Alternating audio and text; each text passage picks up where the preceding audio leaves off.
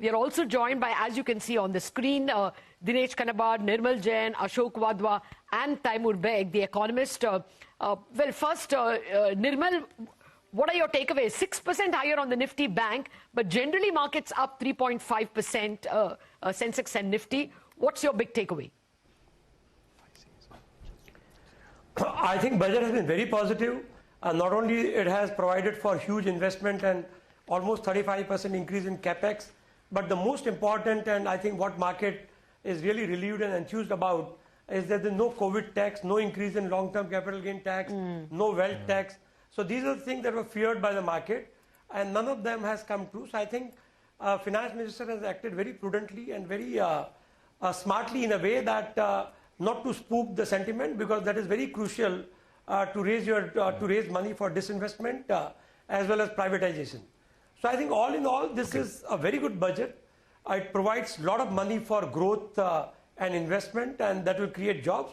And at the same time, no negative news on for taxpayers or for anybody for that matter.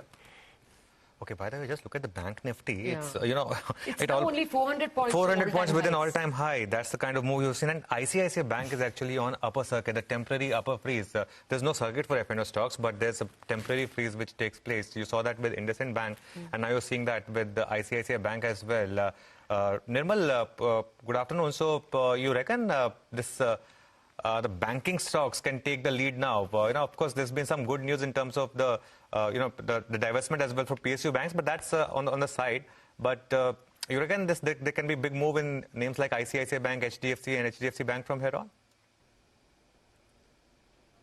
So in case of ICICI Bank, results have been good. So that also came on the weekend. So that has coincided. But bank is the proxy for the economy, banking sector. And when you see a V-shaped recovery in the economy, which is getting its momentum from the budget and the huge amount of capex and money that is laid out. So I think banks will do well, and banks are also liquid. So what happens whenever there's a large bout of money coming into the market, first they will chase banking stocks. And also banking stocks had corrected. So in terms of valuations, they were really very expensive compared to the rest of the market. Because if you see, last couple of months, rally has been led by other sectors like pharma or steel or IT or, I think so all these factors are converging to make this rally in banking sector that you're seeing today. Yeah. Just one question to Nirmal, since we are on this topic of market. Nirmal, this 1.75 lakh divestment target, you think this could be conservative considering the kind of markets that we have right now?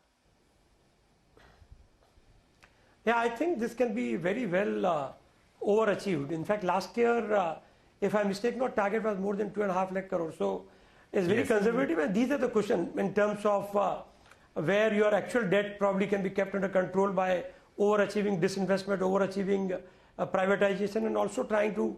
I'll not be surprised if there's a sovereign bond issue, because there are almost $18-20 trillion of bonds globally are at negative yield.